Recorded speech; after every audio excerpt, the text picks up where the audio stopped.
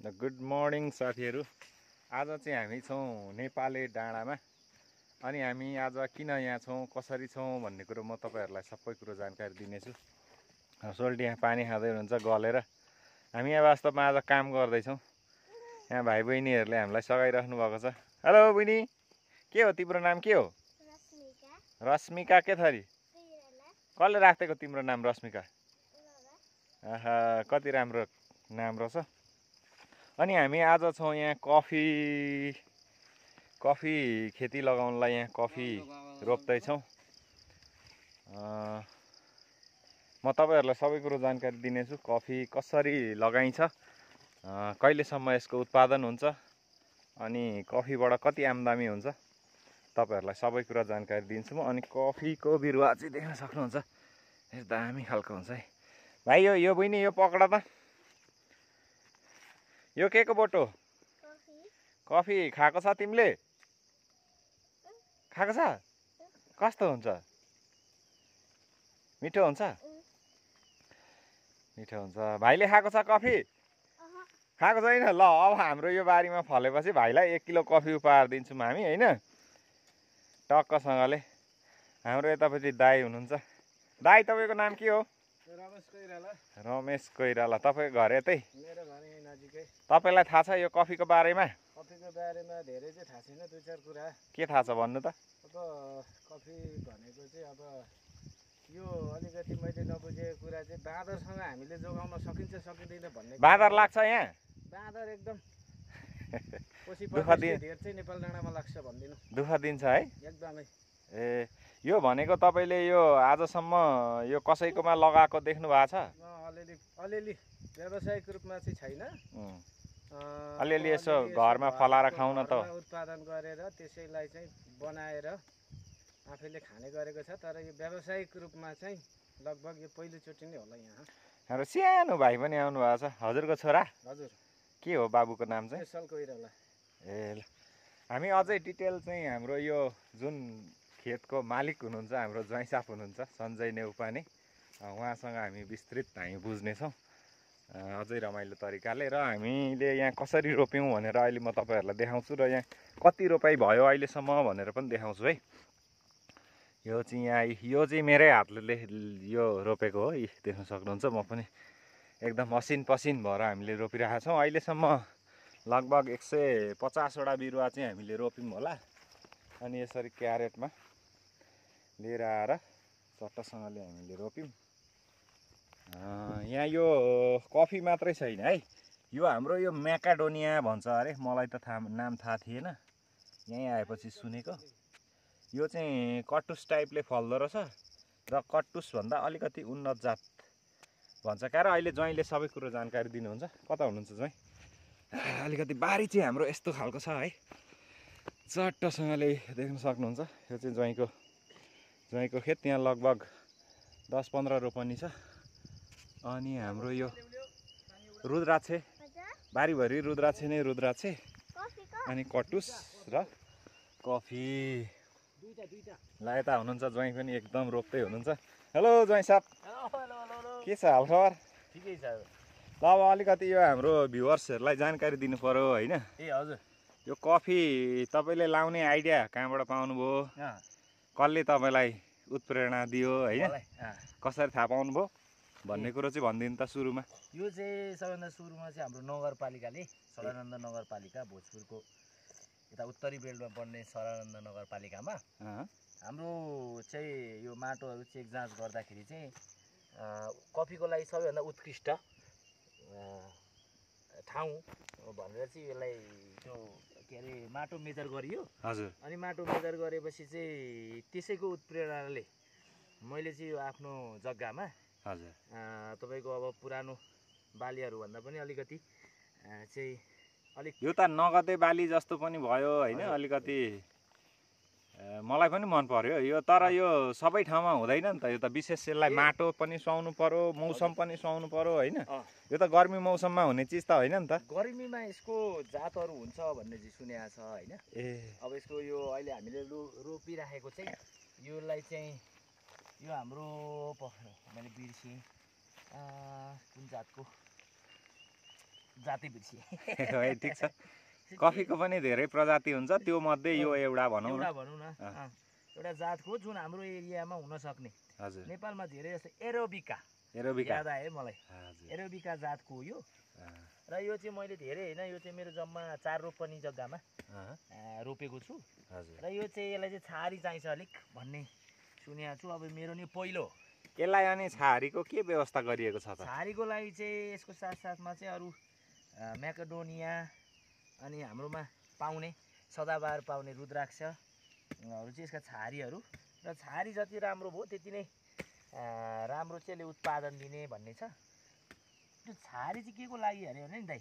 हजुर त्यो छहारी चाहिँ कस्तो भन्दा यो तुसारोले यसलाई चाहिँ छुनु हुँदैन ए भनेको बिहान हुस्स लाग्छ नि यहाँ देख्न सक्नुहुन्छ है यो यहाँ तुसारो भनेको चाहिँ यसलाई भन्छ यो यस्तो खालको हुस्स बादल लागेर हजुर अनि तपाईँको त्यो जुन तप तप तप तप तप पानी पर्छ अब त्यस्तो खालकोले भेट्यो भने अथवा चाहिँ त्यसले चाहिँ अलिक बढी असर गर्ने भन्ने रहेछ यसमा त्यही भएर यो दुःख गरिँदैछ तर खाल्डो चाहिँ अनिवार्य खन्नुपर्छ भन्ने ए भनेको हामीले यो पहिले खाल्डो खन्यौँ अनि के गर्यौँ यसलाई रोप्दा सुरुमा खाल्डो खन्यौँ हजुर त्यस पछाडि यसमा चाहिँ करिबन 3-4 किलो जति लोकल मल भनेको गाईबस्तुको गोबर प्राङ्गारिक मल हामीले लगायौँ हजुर र 15-20 दिन छोड्यौँ हजुर र 15-20 दिन पछाडि चाहिँ आज चाहिँ यसको होइन वृक्षारोपण कार्यक्रम भइरहेको आज चाहिँ हामीलाई पनि जुरेको रहेछ ट्याक्कसँगले आउनुभयो अनि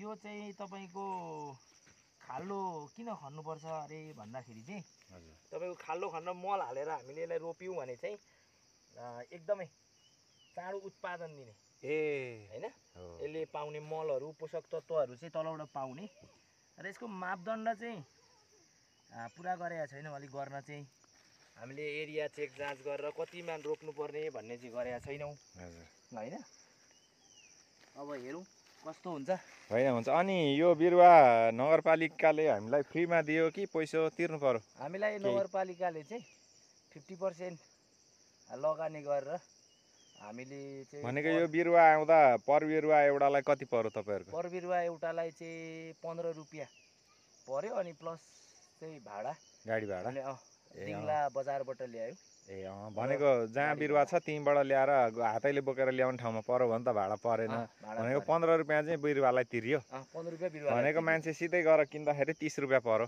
30 देखि 35 पर्छ भन्छन् र त्यही छ अनि यो म्याकाडोनियाको विषयमा चाहिँ अलिकति म्याकाडोनिया चाहिँ यो चाहिँ तपाईँलाई कसरी यो यसले भनेको यो त मैले नामै नसुनेको चिज पर्यो होइन यो अनुसन्धान गर्दै जाँदाखेरि चाहिँ अब एउटा रोपौँ न हामी यहाँ कहाँनिर म्याकाडोनिया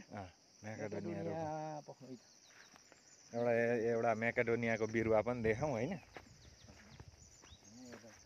कहाँनिर छ रोप्ने ठाउँ हुन्छ यो चाहिँ हाम्रो म्याकाडोनिया अनि साँच्चै यहाँ बाँदर लाग्छ अरे बाँदरले यसलाई कतिको बिगार गर्छ त यसलाई त गर्दैन हो यो एकदम तपाईँको यहाँ हेर्दैखेरि पनि यहाँ नजिकबाट तपाईँले देखाउँछ त यो हेर्दैखेरि पनि यहाँ काँडा काँडा हुन्छ एकदम घोच्ने खालको काँडा हुन्छ र अब खाँदै नखाने भन्ने त होइन बाँदरले तपाईँको यो रुखलाई चाहिँ हल्लाउने होइन अनि बिगार्ने बाँदरले बिगारै गर्नु पर्यो भने त गरि नै हाल्छ हामीले छेक्न सक्दैनौँ तर अरू चाहिँ यस्तो बिरुवाहरू भन्दा चाहिँ हाम्रो यो भनौँ न सुन्तला लाउनु कागती लाउनु भन्दा चाहिँ यो बिरुवा चाहिँ अलिकति बाँदरलाई पनि बाँदरबाट पनि जोगिने र यसको मूल्य पनि बजारमा चाहिँ अलिकति भएको यो अनि तपाईँले कहाँबाट यो यही रोपौँ भनेर चाहिँ कसरी आइडिया आयो त तपाईँलाई यो रोपौँ भन्ने चाहिँ अब छहारी के हाल्ने भन्ने सवालमा चाहिँ यसको साथी त चाहियो कफीको होइन सुन्तला हालौँ भने चाहिँ यो एरियामा एकदम बाँदर लाग्ने र बाँदरले गर्दाखेरि सुन्तला चाहिँ सम्भव नभएको र कागतीको पनि त्यत्रो साह्रो सम्भावना नभएको डिमान्ड नभएको अनि योले चाहिँ कस्तो भन्दाखेरि यही लाउनु पर्ने भन्ने चाहिँ प्रेरणा कसरी पाएँ भने खोज अनुसन्धान गर्दै जाँदा चाहिँ तपाईँको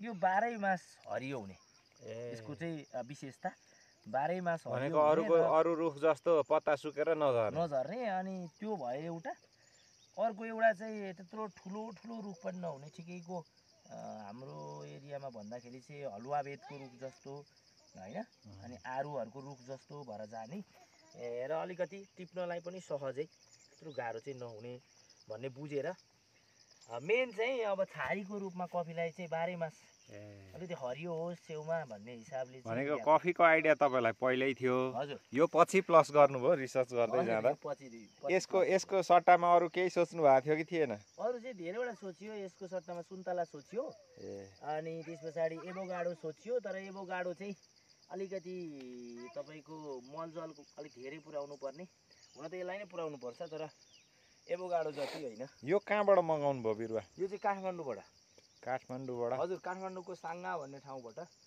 र मैले पनि यसरी नै युट्युब मुजी हेर्दै रिसर्च गरेर अनि नेपाल कृषि अनुसन्धान केन्द्रमा फोन गरेर सबैभन्दा बेस्ट सप्लायर र विगत 10 वर्षदेखि यसैमा लाग्नु भएको एकजना सर हुनुहुँदो रहेछ उहाँबाट मगाएको उहाँको नाम चाहिँ मैले बिर्सेँ कति पर्यो सर यसलाई चाहिँ उहाँबाट मगाउँदाखेरि करिबन भाडाहरू सबै थोक जोड्दाखेरि चाहिँ 200 रुपियाँ पर गोटा थियो र तर यहाँ आइपुग्दा चाहिँ करिबन 250 पर्यो यसलाई यो त महँगो खालको रहेछ नि त कफीको तुलनामा तर यसको यो फलेपछि उत्पादन पनि राम्रो दिन्छ होला नि त होइन उत्पादन चाहिँ हेरौँ कस्तो हुन्छ अब ठाउँ चाहिँ ठिकै छ भनेको यो हामीले उत्पादन भएर केजीमा बेच्दाखेरि यसको फल बेच्दाखेरि कति जति आम्दानी हुन्छ भन्ने सोच्नु भएको छ होला नि त आम्दानीको बारेमा मैले कफीकै मात्रै अलिकति अनुसन्धान गरिरहेको छु यसको मार्केटमा प्राइस चाहिँ केजीको 1000 रुपियाँ छ भन्ने हिसाबले मैले त्यो बुझेको छु तर मार्केट चाहिँ छ अहिले हाम्रो भर्खरै यातायातको पनि सुविधा भयो हाम्रो ठाउँमा पहिलेदेखि थिएन र अब भोलि यातायातको हिसाबले चाहिँ सहज हुने भएकोले हामीलाई बिक्री गर्नलाई पनि त्यत्रो गाह्रो चाहिँ हुँदैन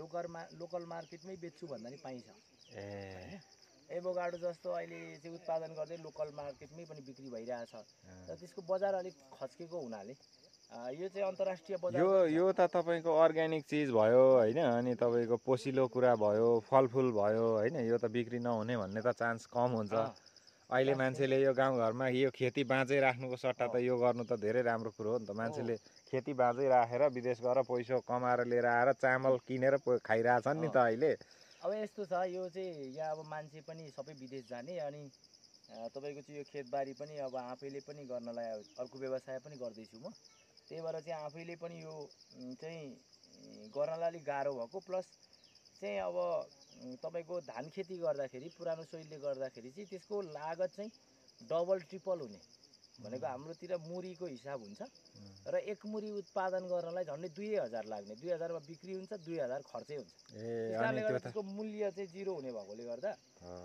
चाहिँ अलिकति लगानी गरौँ न त सुरुमा चाहिँ लगानी हुने तर पछि यसले चाहिँ अहिले गरेको मेरो 2-4 लाखको लगानी चाहिँ फ्युचरमा अलिक अझ हरेक वर्ष म 2-4 लाख लिन सक्छु कि भन्ने हिसाबले मैले बिचमा अलिकति काटेँ भनेको यो हामीले कफी लगाएपछि यसको आम्दानी कति वर्ष खान पाइन्छ हामीले यसको आम्दानी अब राम्रोसँग मलजल गरेर पुर्याउँदाखेरि चाहिँ 4 वर्षबाट उत्पादन दिन सुरु गर्छ भन्ने छ र 4 वर्षबाट सुरु गरेपछि 50-60 वर्ष चाहिँ यसको आयु हुन्छ 60 वर्ष यो त धेरै राम्रो हो त्यो भएकोले गर्दाखेरि चाहिँ पछि ल ठिक छ उत्पादन हुन थाल्यो भनेर आफैले गर्नुपर्छ भन्ने नि होइन व्यावसायिक हिसाबले गइसके पछाडि चाहिँ उत्पादन गर्ने बेलामा चाहिँ बिचमा बजारमा लाने चाहिँ मार्केट एजेन्सीहरू पनि हुनुहुन्छ उहाँहरूले चाहिँ यसलाई सजिलैसँग चाहिँ ल ठेक्का लिएर होइन चाहिँ मैले नगद लिएर म आफैले चाहिँ टिक्नुपर्छ भन्ने छैन त्यो खालको मार्केट चाहिँ बनिसकेको छ हस् ल अब धेरै जानकारी हामीले लिइसक्यौँ अब म यहाँ सर र अलिकति